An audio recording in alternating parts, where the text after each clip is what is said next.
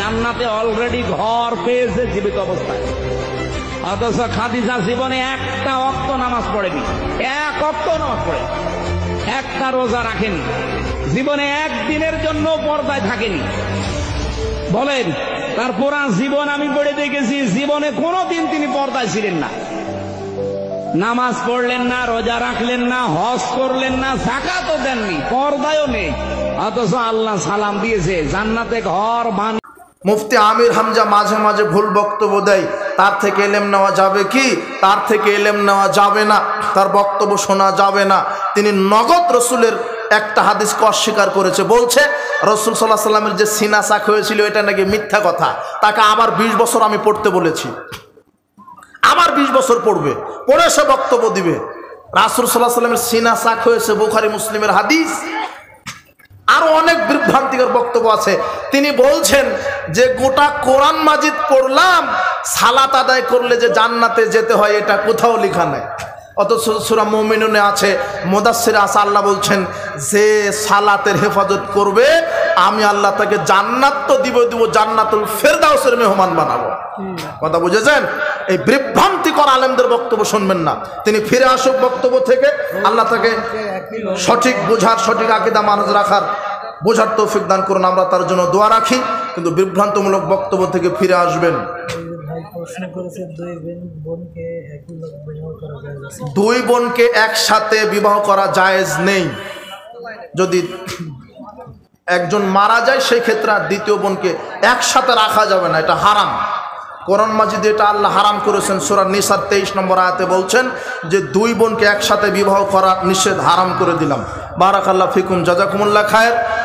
ইমাম আবু হানিফা জন্মগ্রহণ করেছে 80 হিজরিতে, মারা গেছেন 150 হিজরিতে। ইমাম মালিক জন্মগ্রহণ করেছে 150, মারা গেছে 193 হিজরিতে। ইমাম শাফি জন্মগ্রহণ করেছে, ইমাম মালিক জন্মগ্রহণ করেছে, ইমাম শাফি জন্মগ্রহণ করেছে 150 হিজরিতে, মারা গেছে 204 হিজরিতে। ইমাম আহমদ বিন হাম্বল জন্মগ্রহণ করেছে 164 হিজরিতে, মারা গেছে 241 হিজরিতে। 241 হিজরি যখন, তখন সব ইমাম মারা গেছেন, আর মাযহাব তৈরি হয়েছে 400 হিজরিতে। কত হিজরি? 241 হতে 400, 241 থেকে 400 হতে 159 বছর লাগে। কত বছর? ইমামগণ মরারও 159 বছর পরে মাযহাব তৈরি করেছে। নিঃসন্দেহে ইমাম আবু হানিফা নিজের নামে কোনো মাযহাব তৈরি করে। ইমাম আবু হানিফা যদি বিচার মাঠে বলে আমি তো আমার নামে মাযহাব তৈরি করতে বলিনি, আমার মাযহাব মেনেছে কেন? কোথায় যাবেন আপনি? কথা বুঝেননি? আর আরেকটা কথা আপনাকে বলি, ইমাম আবু হানিফা, ইমাম মালিক, ইমাম শাফি, ইমাম আহমদ বিন হাম্বল, এনারা কি নবী না সাহাবী? নবীও না, সাহাবীও না। এনাদের ওপরে কি কোরআনের আয়াত নাজিল হয়েছে না মুহাম্মদ সাল্লাল্লাহু আলাইহি ওয়াসাল্লামের উপরে? তা আপনি নিজেকে হানাফি বলছেন কেন? মুহাম্মাদি বলতে পারেন না? না, বুঝেননি মনে হয়। আচ্ছা, এটাও বাদ দেন। আচ্ছা, এই চারজনেরা সাহাবী না, আমি অনস্বীকার্য করছি না যে এরা কি কেউ না, এরা বড় বড় ইমাম, অনেক জ্ঞান রাখে, কিন্তু আবু বকরের মতো নিঃসন্দেহে এরা জ্ঞান রাখে? রাখে? ওমরের মতো এরা জ্ঞান রাখে? এরা সাহাবী রাদিয়াল্লাহু আনহুম ওয়ারাদু আন, আল্লাহ এদের উপরে সন্তুষ্ট, এরাও আল্লাহর উপরে সন্তুষ্ট। কিন্তু ইমাম আবু হানিফার প্রতি আল্লাহ সন্তুষ্ট কোরআন সুন্নাহয় কোনো দলিল আছে? নাই। আফসোস, আপনি কেন? আমি অস্বীকার করছি না ইমাম আবু হানিফা ইমাম নয়। ইমাম আবু হানিফা, ইমাম মালিক, ইমাম শাফি, আহমদ বিন হাম্বল, এরা বড় বড় ইমাম। কিন্তু আমার কথা এখানে, এদের নামে মাযহাব তৈরি হলো কেন? মাযহাব তো আবু বকরের নামে তৈরি হওয়ার কথা ছিল। আবু বকরি মাযহাব, উমারি মাযহাব, আলী মাযহাব, উসমানী মাযহাব। কথা বুঝেননি? আশ্চর্য কথা, এরা নবী না, এদের উপর ওহী নাজিল হয়নি।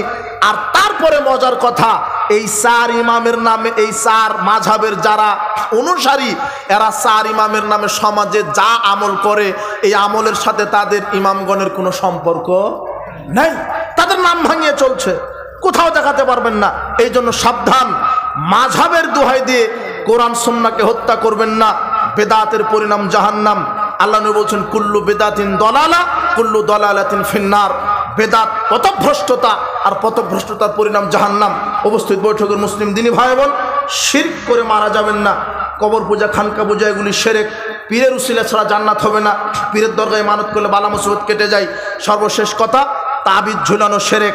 আজকে যদি শরীরে, গলায়, আপনার হাতে, কোমরে তাবিজ থাকে এখনই খুলে ফেলান। মুহাম্মদ সাল্লাল্লাহু আলাইহি ওয়াসাল্লাম বলছেন, মান আল্লাকা তামিমা ফাকাদ আশরাকা, যে ব্যক্তি তাবিজ ঝুলালো সে শিরক করলো। তাবিজ ঝুলানো শিরক, তাবিজ ঝুলানো শিরক। আর মানুষের সাথে অন্যায় কথা বলবেন না, কারো গীবত করবেন না, জুলুমবাজি করবেন না, অন্যায়ভাবে সম্পদ আত্মসাৎ করবেন না, মানুষকে পিটাবেন না, অন্যায়ভাবে খারাপ আপনার সন্ত্রাসবাজি করবেন না, দুর্নীতি করবেন না, মানুষের উপর নির্যাতন করবেন না। আর জুলমাতুল ইয়াউমিল কিয়ামা, জুলুম হচ্ছে কিয়ামতের দিন অন্ধকার, জুলমের পরিণাম জাহান্নাম। বারাকাল্লাহ ফিকুম। আমি বিষয়টি কতটুকু স্পষ্ট করে করতে পেরেছি জানি না।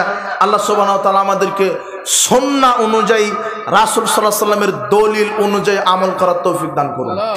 দলিলবিহীন আমলের বিচার মাঠে কোনো মূল্য থাকবে না।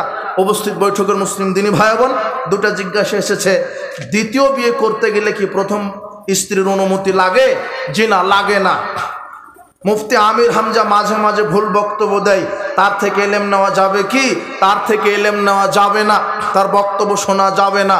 তিনি নগদ রসুলের একটা হাদিসকে অস্বীকার করেছে। বলছে রসুল সাল্লাল্লাহু আলাইহি ওয়াসাল্লামের যে সিনা চাক হয়েছিল এটা নাকি মিথ্যা কথা। তাকে আবার 20 বছর আমি পড়তে বলেছি, আবার 20 বছর পড়বে, পড়ে সে বক্তব্য দিবে। রাসূল সাল্লাল্লাহু আলাইহি ওয়াসাল্লামের সিনা চাক হয়েছে, বুখারী মুসলিমের হাদিস। আরো অনেক বিভ্রান্তিকর বক্তব্য আছে।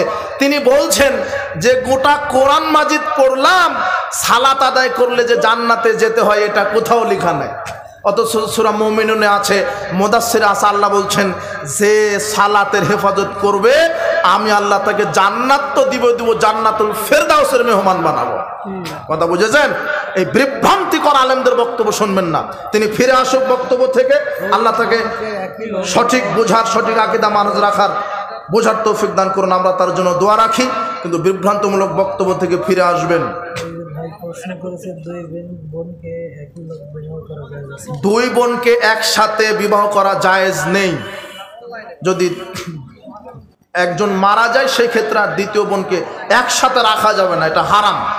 কোরআন মাজিদে এটা আল্লাহ হারাম করেছেন। সূরা নিসার 23 নম্বর আয়াতে বলছেন যে দুই বোনকে একসাথে বিবাহ করা নিষেধ, হারাম করে দিলাম। বারাকাল্লাহ ফিকুম, জাযাকুমুল্লাহ খায়ের।